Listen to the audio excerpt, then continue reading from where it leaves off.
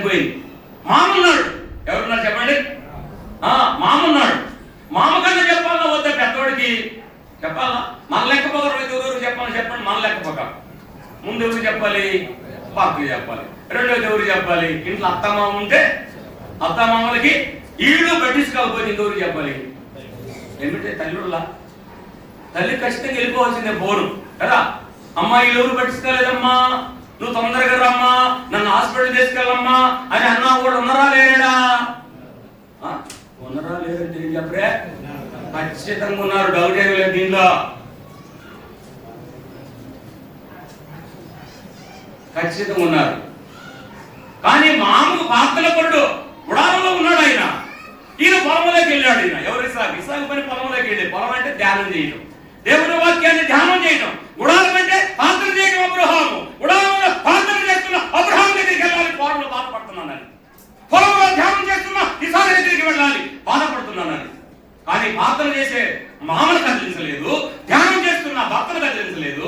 ఎక్కడికి వెళ్ళింది ఇప్పుడు చెప్పండి? ఎక్కడికి వెళ్ళిందండి? దేవుని అడగటానికి వెళ్ళాను. ఎవరు అడగటానికి వెళ్తుందట? దేవుని అడగటానికి వెళ్ళాను. ఎక్కడున్నాడు? అడగటానికి వెళ్తుంది. ఎక్కడున్నాడా? ఎక్కడున్నాడని అడగటానికి వెళ్తున్నావా? చెప్పాను నేను, ఇక్కడ కొంత సిక్కుందని చెప్పాను మీకు ముందే. ఎక్కడ ఉన్నాడని అడగటానికి వెళ్తుంది. ఇప్పుడు మామూలుగా నేను అక్కపడుతున్నా, మీకు నా కుమార్తె నా దగ్గరికి వస్తుంది, నిలబడింది. నాన్న నాకు పలానా కావాలని నన్ను అడిగింది. ఎందుకు అడిగిందామా? నేను అగపడుతున్నాను కనుక అడిగింది, అంతేనా? ఇసాకు అగపడుతున్నాడు, పొలంలో ఉన్నాడు. మామ గుడారంలో పాత్రలు చేస్తున్నారు, అగపడుతున్నారు. మామ దగ్గరికి వెళ్ళలేదు, భర్త దగ్గరికి వెళ్ళలేదు, యెహోవా దగ్గరికి అడగటానికి వెళతాను. యెహోవా ఆడవాడు ఆడ చూసింది అని మిమ్మల్ని అడుగుతున్నా, మీ సమాధానం చెప్పాలి. ఎక్కడున్నాడు? దేవుడు ఎక్కడున్నాడు అనడానికి వెళ్తుంది ఏమా? బైబిల్ గ్రంథం తీయండి, చూపిస్తాను. ఆదికాండ గ్రంథం 24వ అధ్యాయం. ఆదికాండ గ్రంథం 24వ అధ్యాయం 67వ వచనం. 67వ వచనం. ఇస్సాకు తల్లి అయిన శారా గుడారములోనికి ఆమెను తీసుకొని పోయాను. అట్లు అతడు భార్య ఆయను. అతడు ఆమెను ప్రేమించుచున్నాడు, ప్రేమించెను. అప్పుడు ఇస్సాకు ఇక చాలు. ఇప్పుడు ఎక్కడికి వెళ్ళింది రేవకమ్మ? నేరుగా అమ్మోళ్ళ ఇంటికాడ నుంచి వచ్చి పొలంలో ధ్యానం చేస్తున్నట్టు ఇస్సాకు నిలబడి ఉంటుండగా, ఎలియాజరు ఆమెను తీసుకొని వస్తుండగా, ఆ పొలంలో ఉన్న ఆయన ఎవరు అని రెపక అడగగా, అమ్మ ఆయన మా యజమానుడు అమ్మ అని ఎలియాజరు చెప్పగా, ఈమె ఏమిటే ఒంటి మీద నుంచి దిగి ఏం చేసింది చెప్పండి? ఒంటి మీద నుంచి దిగి ఏం చేసింది? ముసుగు వేసుకుంది. అంటే ఒంటి మీద నుంచి దిగి భర్తను చూడంలోనే ఏం వేసుకుని చెప్పండి? ముసుగు వేసుకుంది. ఎవరు నేర్పించారు ముసుగు వేసుకునేది? దైవగంధంలో ఎవరు నేర్పించారు ముసుగేసుకునేది? రెపకమ్మ నేర్పించింది. రెపకమ్మ తెలుసుని తెలుసా? సంఘానికి చూసిన రెపకమ్మ భర్తను చూసి ముసుగు వేసుకొని ఒంటి దిగి నడుచుకుంటూ వెళ్ళింది. ఎలియాజరు అన్నాడు, ఇదిగయ్యా నీ భార్య, నేను తీసుకొచ్చానయ్యా అన్నాడు. చెయ్యి పట్టుకున్నాడు. ఎవరు చెయ్యి? భార్య చెయ్యి పట్టుకున్నాడు. ఎక్కడికి వెళ్ళాడంటే ఇప్పుడు చెప్పండి? తల్లి గుడారములోనికి వెళ్ళాను. తల్లి గుడారములోకి వెళ్ళాను అంటే తండ్రి ఇంటి నుంచి నేరుగా ఎవరి గుడారంలోకి వచ్చింది ఇప్పుడు చెప్పాలి మీరు? అత్త గుడారములోకి, అబ్రహాం మామ గుడారములోకి వచ్చింది. ఓకేనా? గుడారం అనే మాట గుర్తుపెట్టుకోవాలి మీరు. ఇక్కడ గుడారములోకి వచ్చింది రెబెకా. 12వ అధ్యాయం ఆదికాండం 12వ అధ్యాయం 7వ వచనం. ఆయికును బేతేలుకును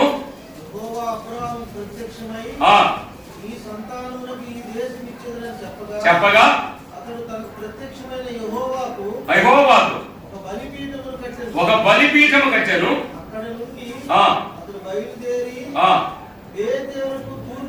బేతేలుకు తూర్పుగా ఉన్న ఆ కొండకు చేరి పరమటునున్న బేతేలుకును తూర్పునున్న ఆయుకును మధ్యలో ఒక గుడారం వేసి, గుడారం పుట్టుకోవాలి మళ్ళీ మీరు, గుడారం వేసి అక్కడ యెహోవాకు బలిపీఠము కట్టి యెహోవా నామమున ప్రార్థన చేశాను. గుడారం 12వ అధ్యాయంలో గుడారం, 24వ అధ్యాయంలో గుడారం. అంటే ఇప్పుడు ప్రార్థన చేయటానికి ఎక్కడికి వెళుతుంది రెబెక్కమ్మ అని అంటే గుడారములోకి వెళుతుంది. యెహోవాని కలుసుకోవడానికి వెళుతుంది, యెహోవాకి చెప్పుకోవడానికి వెళుతుంది, యెహోవాకి బాధంతా ఆయన సన్నిధిలో చెప్పుకోవడానికి వెళుతుంది. గుడారములోకి వెళుతుంది రెబెక్కమ్మ. అంటే ప్రార్థన చేసుకునే స్థలం ఏది? యెహోవాను కలిసే స్థలం ఏది? యెహోవాను అడిగే స్థలం ఏది? ఇప్పుడు చెప్పండి. గుడారం. గుడారములోకి వెళ్ళి ఆమె బాధంతా చెప్పుకుంది. అయ్యా యెహోవా, నా గర్భంలో బాధ ఏంటో నాకు తెలియపచ్చయ్యా అని చెప్తుంది. కాబట్టి దేవుడు ఏం చెప్పాడు చూడండి. ఇప్పుడు చదవండి ఆదికాండం. అప్పుడు యెహోవా ఆమెతో ఇట్లా అంటే, ఇస్సాకు ప్రార్థన చేస్తే దేవుడు విన్నాడు, రెబెక్కమ్మ ప్రార్థన చేస్తే దేవుడు విన్నాడు. ఈయన ఎమ్మిటే ఏం చెప్తున్నాడు చెప్పండి. అమ్మా నీకెందుకు అంత బాధ వచ్చిందంటే, 2 పిల్లలు నీ గర్భంలో ఉన్నారు, 2 పిల్లలు ఉన్నారు. వాళ్ళల్లో ఒకడు ఏమనుకున్నాడంటే, చిన్నోడు ఏమనుకున్నాడంటే, పెద్దోడు కంటే చిన్నోడిని నేను బయటికి రావాలని వాడు మడి కొట్టుకొని కడుపులో ఏం చేస్తున్నాడు తెలుసా? లాగుతున్నాడమ్మా. అందుకని నువ్వు బాధపడుతున్నావు తల్లి అని చెప్పేసి. ఆహా, ఎంత రికార్డు అండి రికార్డు. ఎక్స్రే దగ్గర పోలా, డాక్టర్ దగ్గరికి పోలా, స్కానింగ్ చేయలా, ఎక్స్రే చేయలా, డాక్టర్ మందులు వాడలా. ఎక్కడికి పోతే పోయిన బాధ ఇప్పుడు చెప్పండి. దేవుని దగ్గరికి వెళితే ఆమె బాధ అంతా దేవుడు ఏం చేశాడు? చెప్పేశాడు. ఒకటే మాట. 2 పిల్లలు నీ గర్భంలో ఉన్నారు, వారిద్దరు ఒకరికొకరు పెనుగులాడుకుంటున్నారు కనుక నువ్వు భరించలేకపోతున్నావు. మా రెబెక్కమ్మ, నువ్వు చేసిన ప్రార్థన నేను విన్నాను, నీ గర్భంలో 2 పిల్లలు ఉన్నారు, నువ్వు బాధపడనే వద్దని చెప్పేశాడు. ఒకటే మాట. ప్రార్థనల నుంచి బయటకు లేచొచ్చింది ఈయన. మళ్ళీ రాంగలోనే ఎక్కడ 2 పిల్లలు ఊరు కావట్లేదుగా, వీళ్ళిద్దరూ పెనుగులాడుకుంటున్నారు. మళ్ళీ బాధ వచ్చింది. ఇప్పుడు చెప్పండి, నేను దాస్తాను అని అంటదా? చెప్పండి, నేను దాస్తాను అని అంటదా? ఇక్కడికి ఏం తెలుసు? మీరు చెప్పండి అమ్మ తల్లులారా, కానీ మీరు కదా. ఇక నేను దాస్తాను అంటదా? రెండోసారి బాధ వస్తే ఆ తల్లి ఏమంటది చెప్పండి? అబ్బో, నాకు 2 పిల్లలు ఎత్తున యేసయ్యా. ఎంతమంది ఇద్దరంట? ఒక్కసారి 2 సంతానం ఇస్తున్నా యేసయ్య, నా యేసయ్య ఎంత గొప్పవాడు, నాకు గొడ్రాలు అనిపించుకున్నా. ఆ గొడ్రాలుతనం నా ప్రభు దగ్గర నేను చెప్పుకుంటే నాకు ఒక్కసారి 2 కుమారులు ఇస్తున్నాడు నా దేవుడు. ఎంత గొప్ప దేవుడు నా దేవుడు అని దేవుడిని స్తుతించుదా? ఆమె బాధపోయింది. ఎవరికి చెప్పుకుంటే బాధపోయింది చెప్పండి? దేవుడిని చెప్పుకుంటే బాధపోదమ్మా. ఇక్కడ కూర్చున్న వాడు స్త్రీలైనా పురుషులైనా మీ బాధపోవాలంటే మీరు మనుషులు చెప్పాలండి. ఎవరు చెప్పాలి చెప్పండి? మీరు బాధపోవాలండి. రెబెక్కమ్మ చెప్పుకున్నట్టుగా చెప్పండి. రెబెక్కమ్మ చెప్పుకున్నట్టుగా ఎవరికి చెప్పుకోవాలి? దేవుడికి చెప్పుకోవాలి. మన బాధ ఎవరికి చెప్పుకోవాలి? దేవుడికి చెప్పుకోవాలి. దేవుడికి రెబెక్కమ్మ చెప్పడం ద్వారా దేవుడు ఇమ్మిటే సమాధానం ఇచ్చాడు. నువ్వు బాధపడాలని పనేమీ లేదు, నీకు 2 పిల్లలు ఒకసారి నేను ఇస్తున్నాను, కమల పిల్లలు ఇస్తున్నానమ్మా, నువ్వు సంతోషంగా ఉన్నామ్మా అని చెప్పేశాడు. ఇక ఎప్పుడు డెలివరీ అయ్యేంత వరకు ఆమె బాధపడదు. నేను చచ్చిపోతాననే మాట ఆ మాట రాదు. ప్రేమైతే పిల్లలు, మీ బాధలు మన బాధలు మనం ఎవరికి చెప్పుకోవాలి? ఇప్పుడు చెప్పండి, ఎవరికి చెప్పుకోవాలి? మన వల్ల కన్నా, మనం కొన్న, మనం పోషిస్తున్న, మనకు రక్షకుడైన మన దేవుడైన యేసయ్యకి మన బాధలన్నీ చెప్పుకోవాలి. అంతేనా? అత్తల దగ్గర ఉన్న కోడళ్ళారా జాగ్రత్తగా వినండి. పెళ్లి చేసుకుని అత్తవారింటికి వెళ్ళే వాళ్ళారా వినండి. మీ బాధలు మీరు యేసయ్యకి చెప్పుకోండి. ఎవరికి చెప్పుకోండి? యేసయ్యకి చెప్పుకోండి. మీ బాధలు తీర్చడానికి ఉన్నాడు యేసయ్య. ఎందుకున్నాడు యేసయ్య? మన బాధలు తీర్చడానికి ఉన్నాడు యేసయ్య. మన బాధలు తీర్చడానికి ఉన్నాడు యేసయ్య. మన బాధలన్నీ మన తండ్రికి చెప్పుకుందాం, మన దేవునికి చెప్పుకుందాం. మన బాధలు తీర్చడానికి ఆయన రెడీగా ఉన్నాడు, మన బాధలు తీర్చేవాడు ఆయన. అలాగైతే ప్రేమైన దేవుని బిడ్డలారా, యాకోబు ప్రార్థనాపరుడిగా మనం చూశాం, రెబెక్కమ్మ ప్రార్థనాపరురాలుగా మనం చూశాం, ఇస్సాకు ప్రార్థనాపరుడిగా మనం చూశాం, ప్రార్థనాపరుడిగా మనం చూశాం. ఇప్పుడు చదవండి ఒక మాట, ఇప్పుడు చదవండి 30వ అధ్యాయం. ఏంటి 30వ అధ్యాయం? మీరేం చేస్తున్నారు చెప్పండి నాకు. Right, thank you. అది చెప్పలేదంటే అర్థం చేసుకోవాలి. 30వ అధ్యాయం 22వ వచనం చూడండి. 22వ వచనం. దేవుడు రాహేలును జ్ఞాపకము చేసుకుని ఆమె మనవి విని ఆమె గర్భము తెరిసెను. అప్పుడు ఆమె గర్భవతి అయి కుమారుని కంది. దేవుడు నా నింద తొలగించెను. రాయేలు మనవి, రాయేలు విజ్ఞాపన, రాయేలు ప్రార్థన. ప్రేమైన దేవుని బిడ్డ, నా నిందె తొలగిపోయింది, నా అవమానం తొలగిపోయింది. ఎవరి దగ్గరికి వెళ్ళింది? యాకోబు దగ్గరికి, భర్త దగ్గరికి వెళ్ళలా. ఎవరి దగ్గరికి వెళ్ళింది? రాయేలు చెప్పండి త్వరగా. దేవుని దగ్గరికి వెళ్ళింది. నేర్చుకోండి, ఈ పాఠాల ద్వారా మనం నేర్చుకోవాలి. మనం అందరం నేర్చుకోవాలి. రాయేలు ఎక్కడికి వెళ్ళిందంట? దేవుడి దగ్గరికి వెళ్ళాను. ముందు ఒకసారి భర్తను అడిగింది రాయేలు, నువ్వు నాకు పిల్లలు ఇవ్వట్లేదని అడిగింది. ఆయన అన్నాడు, పిచ్చిదానివా మంచిదానివా, నేను ఆ పిల్లలు ఇచ్చేది దేవుడు కదా పిల్లలు ఇచ్చేది అన్నాడు యాకోబు. తెలివికల్లవాడు యాకోబు. నేను కాదు పిల్లలు ఇచ్చేది, దేవుడు పిల్లలు ఇచ్చేది, దేవుడు అడిగి చెప్పాడు. ఆ మాట పట్టుకుంది, యాకోబు మాట పట్టుకుంది. నేను ఎక్కడికి వచ్చింది ఇప్పుడు? దేవుడి దగ్గరికి వచ్చింది. దేవుడి దగ్గరికి వచ్చి ప్రార్థన చేయగా దేవుడు ఏమి ఇచ్చాడంట? ఆమె ప్రార్థన ఆలకించి దేవుడు ఏమి ఇచ్చాడంట? కుమారుణ్ణి ఇచ్చాను. ఆమె నిందేమైందంట? తొలగిపోయింది. అమ్మా, మన నిందెలు తొలగిపోవాలి అంటే మనం యేసయ్య దగ్గర మొరపెట్టాలి, మనం యేసయ్య దగ్గర ప్రార్థన చేయాలి. మనం యేసయ్య దగ్గరికి వచ్చి మన నిందెలు పోవాలంటే యేసయ్య దగ్గర మనం కూడా మొరపెట్టే వారిగా ఉండాలి. రాయేలు ద్వారా మనం నేర్చుకునే పాటు, నా నింద తొలగించేవయ్యా, నా బాధ తొలగించేవయ్యా. ఏమి నింద? ఆమె కూడా పిల్లలు లేరు. ఆమెను కూడా ఏమన్నారు చెప్పండి? గొడ్రాలు అంటున్నారు. గొడ్రాలు నింద తొలగిపోయింది, గర్భం వచ్చింది, కుమారుడు కనుక్కుంది, మరొక కుమారుడు కనింది. అది కింద వచ్చిన రాయబడి ఉన్నాయి. మరొక కుమారుడు కనింది. 2 కుమారుల్ని ప్రార్థన చేస్తే రాయేలుకి దేవుడు ఇచ్చాడు. ఇద్దరు కుమారుల్ని ఇచ్చాడు. రాయేలుకి 2 కుమారులు ఇచ్చాడు. ఇప్పుడు చెప్పండి, కమల పిల్లలు ఎవరికి ఇచ్చాడు? రెబెక్కమ్మకి ఒక్కసారి కమల పిల్లలు ఇచ్చాడు. ఎవరు ప్రార్థన చేసుకున్నారు? ఎవరి దగ్గరికి వెళ్ళి ప్రార్థన చేశారు? దేవుడి దగ్గరికి వెళ్ళి ప్రార్థన చేయగా 2కి సంతానం కలిగినట్టుగా బైబిల్లో మనం చూడగలుగుతున్నాం.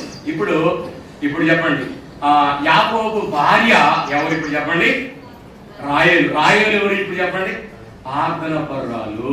ఏమైంది ఇప్పుడు మీకు?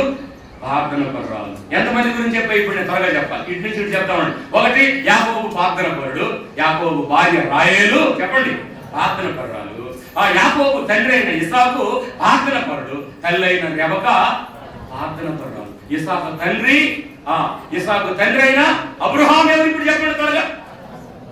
చదివాక 12వ అధ్యాయం 12వ అధ్యాయం చదివాక ఇందాక యెహోవా నామమున గుడారం వేసి బలిపీఠం కట్టి అక్కడ ఆయన ప్రార్థన చేయించుండెను.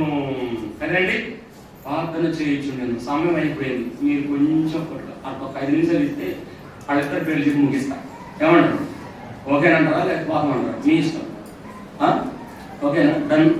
డన్. ఈ రోజులంతా డన్ అయ్యారు, చెప్పేశారు. ఎలాగని మీరు అందరలేదు. మీకు నా మీద పాపం జాలి చూపించండి ఆయన నా మీద. Okay, right. అలాగైతే వినండి, ఈయన ప్రార్థన పరుడిగా మనం చూస్తున్నాం. ఎంత ప్రార్థన పరుడు అంటే ఒకసారి మీరు బైబిల్లోకి వచ్చేసేయండి. 18వ అధ్యాయం ఎంత ప్రార్థన పరుడు అని చెప్తా. 12వ అధ్యాయంలో బలిపీఠం కట్టాడు, గుడారం వేశాడు, బలిపీఠం దగ్గర ప్రార్థన చేశాడు. ఓకే, ఒప్పుకున్నాం. 18వ అధ్యాయం 2వ వచనం చూడండి. 18వ అధ్యాయం కన్నెత్తి చూసినప్పుడు 3 మనుషులు అతను ఎదుర్కొని నిలబడి ఉండి అతను వారిని చూసి గుడారపు వాకిటినున్న వారిని ఎదుర్కొనుటకు పరిగెత్తి చాలు చాలు, ఇది నాకు కావాల్సింది. నేల మట్టుకు వంగి. ప్రార్థన పరుడు చేయాల్సిన పని ఏంటి తెలుసా? నేల మట్టుకు వంగి. ఎవరండి వంగిన ఆయన? ఎవరండి వంగిన ఆయన? అబ్రహాం ప్రార్థన పరుడు. నేల మట్టుకు దేవుని సన్నిధిలో ఏమయ్యారంట? వంగి. అంటే నేల మట్టుకు వంగి అంటే అర్థం ఏంటి? తగ్గించుకోవడం. అబ్రహాము ప్రార్థన పరుడే, కానీ తనకు తాను దేవుని సన్నిధిలో ఏం చేస్తున్నాడు చెప్పండి? ఎంతవరకు తగ్గించుకున్నాడు? నేల మట్టుకు వంగి. ఏమండి? నేల మట్టుకు వంగాడు అబ్రహాము. అంతేకాదు, మీరు ఇంకొక మాట చదవండి. ఆదికాండం 13వ అధ్యాయం. నాకు అన్ని ఇక్కడ నుంచి చెప్తున్నా, నేను ఇక్కడ చూసి చెప్పడం, ఇక్కడ ఉన్నాయన్నీ ఇక్కడ ఉన్నాయి చూసి చెప్తున్నా. 13వ అధ్యాయం 2వ వచనం ఆదికాండం. వినండి జాగ్రత్తగా. అబ్రహాము 13:2 రాసుకోండి, నేను చదువుతులేదు దానిలో. ఇక్కడ ఉందంటే ఇక్కడ ఉన్నట్టే. అబ్రహాము ఎండి బంగారము పశువులు కలిగి ఎవరంటే అబ్రహాం? ఇప్పుడు చెప్పండి. బహు ధనవంతుడయ్యుండెను. అబ్రహాం ఎవరంటే చెప్పండి? మామూలు ధనవంతుడు కాదు, ధనవంతుడు వేరు. చెప్పండి. బహు ధనవంతుడు. ఎండి ఉంది చెప్పండి, బంగారం ఉంది, పశువులు ఉన్నాయి, అవన్నీ కలిగి ఉండి, పశువులే కాదు పనివారు కూడా ఉన్నారు 318 మంది. పనివారు కలిగి ఉండి బహు ధనవంతుడై ఉండి ఎంతవరకు ఇంకేంటంటే చెప్పండి? నేల మట్టుకుంగి. నేల మట్టుకుంగి. నేల మట్టుకుంగి అనుభవాలు విశ్వాసంలో కావాలి. నేల మట్టుకు వంగి అనుభవాలు కావాలి విశ్వాసులకి. అబ్రహాము ధనవంతుడే, కానీ ముగ్గురు దేవదూత వచ్చినప్పుడు నేల మట్టుకుంగాడండి. ప్రార్థన పరుడు నేల మట్టుకుంగాడు.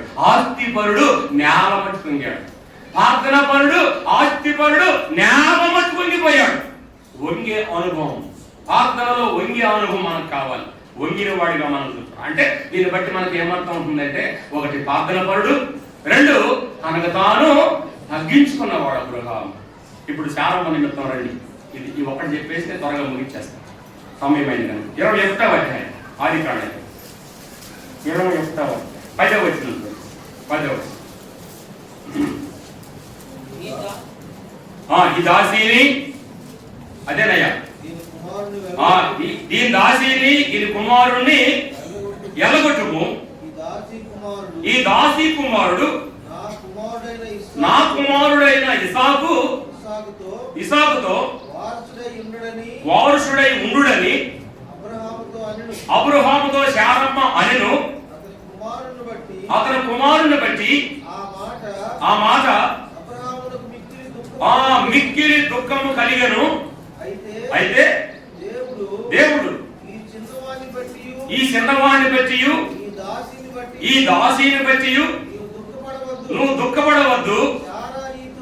చారా నీతో చెప్పే ప్రతి మాట నీవు ఆమె మాటను వినుము. చాలు. ఎవరు చెప్తున్నారు ఈ మాట అబ్రహాంకి? దేవుడైన యెహోవా చెప్తున్నాడు. ఏమని చెప్తున్నాడు యెహోవా అబ్రహాం కంటే? శారమ్మ చెప్పిన మాట నువ్వు ఇనుము, ఆమె చెప్పిందంతా ఇనుము అన్నాడు. ఏమి చెప్పింది శారమ్మ? ఆగరు కుమారుడు దేశం పోయి అరణ్యములో ఇడిచిపెట్టి రమ్మని చెప్పింది. అంటే శారమ్మ కూడా దేవుని దగ్గర ఏం చేసింది? ఇప్పుడు చెప్పాలి మీరు. ప్రార్థన చేసింది. ప్రార్థన చేసినట్టు బైబుల్ ఎక్కడ మీకు అక్కపడదు. మళ్ళీ నువ్వు చెప్తున్నావు ఏంటి ఎలాగని మీరు అంటారేమో. కానీ ఈమె ప్రార్థన, ఈమె పరిసరి ఎలాగంటే గుడారంలో. ఎందుకు గుడారంలో అని అంటున్నానంటే, ఆదికాండ గ్రంథం 18వ అధ్యాయంలో అబ్రహాము చారమ్మ ఎండగాడ గుడారంలో ఉంటుండగా గుడారంలో చారమ్మకు చెప్పేళ్ళాడు ఏమని? 3 మానికల మెత్తని పిండి నువ్వు రొట్టెలు చేయాలని. దానికి తిన్న తర్వాత మళ్ళీ వెళ్ళిపోతున్నారు. మళ్ళీ వెళ్ళిపోయేటప్పుడు మళ్ళీ చారమ్మ ఎక్కడా అని అడిగారు. చారమ్మ ఎక్కడ? గుడారంలో ఉంది చారమ్మ అని అబ్రహాం చెప్పాడు. అంటే దీని అర్థం ఏంటంటే, చారమ్మ కనపడకుండా ఏం చేస్తుంది చెప్పండి? ప్రార్థన చేస్తుంది. కొంతమంది కనపడి నాకోటోళ్ళు ఏమో కనపడేళ్ళు ప్రార్థన చేస్తారు. కొంతమంది ఏమో కాన్ రాకుండా ఏం చెప్పండి? రహస్యంగా చేస్తుంది చారమ్మ ప్రార్థన. రహస్యంగా ప్రార్థన చేసింది కనుక దేవుడైన యెహోవా చారమ్మ చేసిన మనని ప్రార్థన విని ఎప్పుడే అబ్రహాం దగ్గరికి వచ్చి చారమ్మ చెప్పినట్టు నువ్వు చెయ్యి అన్నాడు. అలాగా ఆగరు కుమారుడు తీసుకుపోయి చెప్పమని దేవుడు చెప్పమని అంతకుముందు అడిగాడు. చారమ్మ చెప్పమని అడిగాడు, ఏడ్చాడు. ఆ బైబిల్లో అవన్నీ రాయబడి ఉన్నాయి. ఏడ్చాడు, కూర్చున్నాడు, దుఃఖపడ్డాడు, ఎన్నో ఉన్నాయి బైబిల్లో. కానీ దేవుడు చెప్పంగా దుఃఖపడ్డవాడు, ఏడ్చేవాడు లేచి ఆగని కుమారుడు ఇస్మాయిల్ తీసుకొని అరణ్య ప్రదేశానికి వెళ్ళాడు, ఇచ్చిపెట్టి రావడం. అంటే దాని అర్థం ఏంటంటే శారమ్మ కూడా ఎవరు? ప్రార్థన పరురాలు. ఇప్పుడు 3 కుటుంబాల గురించి చెప్పా. ఇప్పుడు మీకు ఎన్ని కుటుంబాల గురించి? 3 కుటుంబాలు. ఇప్పుడు నుంచి మళ్ళీ అటొస్తా. అబ్రహాము ప్రార్థన పరుడు, త్వరగా. శారమ్మ ప్రార్థన పరురాలు. వాళ్ళిద్దరు పుట్టిన కుమారుడు ఎవరు? ఇసాకు ప్రార్థన పరుడు, రెబెకా ప్రార్థన పరురాలు. వాళ్ళు పుట్టిన కుమారుడు యాకోబు ఎవరు? ప్రార్థన పరుడు, రాహేలు ప్రార్థన పరుడు. ఈ 3 కుటుంబాలు ఆ కుటుంబంలో దేవుని దగ్గర ప్రార్థన పరులుగా మనకు తేలిపోయింది. దేనిగా తేలిపోయింది చెప్పండి? ప్రార్థన పరులుగా తేలిపోయింది. ప్రార్థన పరులు 3 కుటుంబాలు వారు. అంటే ఇప్పుడు మిమ్మల్ని అడిగిన తర్వాత నేను ప్రార్థన చేస్తాను. ఒకటి మామ ప్రార్థన పరుడు. ఎవరు మామ? రెబెకమ్మ మామ ప్రార్థన పరుడు కదండి. రెబెకమ్మ భర్త ప్రార్థన పరుడు, రెబెకమ్మ కుమారుడు ప్రార్థన పరుడు. అర్థమైంది మీకు ఇప్పుడు? ఒకటి శారమ్మ ప్రార్థన పరురాలు, శారమ్మ కోడలు ఎవరు చెప్పండి? ప్రార్థన పరురాలు. రెబెకమ్మ కోడలు ఎవరు? ఇప్పుడు 3 తరాలు ఆ ఇంటిలో ఎవరున్నారు చెప్పండి? ప్రార్థన పరులు, ప్రార్థన పరులు, ప్రార్థన పరులు. అత్త ప్రార్థన పరురాలు అయితే ఏమైంది? కోడలు ఇక్కడ కూర్చున్నవాడు చేతులు లేకపోయింది. ఇంతే, ఇంకేం లేదు, నా ప్రసంగం అయిపోయిందిగా. అత్త ప్రార్థన పరురాలు అయితే చెప్పండి, కోడలు ఏమై ఉండాలి? జగడాలుగా కోడలుగా ఉండకూడదు. చెప్పండి, ఏముండాలి? ప్రార్థన పరురాలుగా ఉండాలి. అత్త ప్రార్థన పరురాలు అయితే కోడలు ప్రార్థన పరురాలు ఇంటిలో. ఇప్పుడు ఆమెనేమంటాం? రాయలు ఏమంటాం? శారమ్మకి పిచ్చోడు అయిపోయింది. నేను ఎవరిని అడిగాను? శారమ్మకి ఆమె ఎవరామా? రాహేలు ఏమైందని అడిగాను మిమ్మల్ని. మనవరాలు అయిందా? అయ్యా మనవరాలేనా? నాకు సరిగ్గా తెలియక మేము అడుగుతున్నాం. ఆ ఇంట్లో మనవరాలు కూడా ఎవరు ఇప్పుడు చెప్పండి? ప్రార్థన పరులు. చూసారా? ఆ ఇంట్లో ఎంతమంది ప్రార్థన పరులు తెలియదు చూడండి. మామ ప్రార్థన పరుడు కదండి. తర్వాత కుమారుడి ప్రార్థన, తండ్రి ప్రార్థన పరుడు, కుమారుడి ప్రార్థన పరుడు, ఆయన కుమారుడి ప్రార్థన పరుడు. అబ్రహాము మనను కూడా ప్రార్థన పరుడు. యాకోబు అబ్రహాము మనవరాడు. ఆ ఇంట్లో వాళ్ళు అందరూ ఎవరు చెప్పండి? మన ఇంట్లో వాళ్ళు ముగింపుకు వచ్చాయి అందుకే కదా అడగాలి కదా, నా లెక్క కాదు. మన ఇంట్లో వాళ్ళు ఎంతమంది ప్రార్థన పరులు ఉండరు చెప్పరే? ఈ కుటుంబాలు 3 కుటుంబాలు ప్రార్థన పరులు అయితే 4వ కుటుంబం ప్రార్థన పర అవసరమే లేదు. 4 ఉన్నాడు ఒక ఆయన, ఐగుప్తికి పోయిన ఆయన. ఎవరు చెప్పండి? చూస్తావు. ఆయన ప్రార్థన చేసినట్టు బైబిల్లో మనకు ఎక్కడ అగపడు? యెహోవా తోడుగా ఉండెను, యెహోవా తోడుగా ఉండెను అనే మాటలు అగపడతాయి ఆదికాండం 39వ అధ్యాయంలో. కానీ ప్రార్థన పరుడుగా కాదు. 3 కుటుంబాలు వారు ప్రార్థన చేస్తే 4వ తరానికి ప్రార్థన లేకుండా ఏమయ్యాడు తెలుసా? దేశం కాని దేశము, ఊరు కాని ఊరిలో ప్రధానమంత్రుడై దేశాన్ని పరిపాలన చేస్తున్నాడండి. మీ కుటుంబాల్లో పరిపాలన చేసేవారు కావాలన్నా? మీ కుటుంబాల్లో దేవుని ఆశీర్వాదాలు పొందుకునే వారు కావాలంటే కుటుంబంలో తల్లిదండ్రులు ప్రార్థన చేసే ప్రార్థన పరులుగా ఉంటే తరతరాలు ఆశీర్వాదాలు దేవుని పొందుకుంటారని దేవుని వాక్యం ద్వారా జ్ఞాపకం చేసి ముగిస్తున్నాను. దేవుడి లేఖనాలు మన కొరకు దీవించి ఆశ్రయించుకోవడం గాక. ఆమేన్.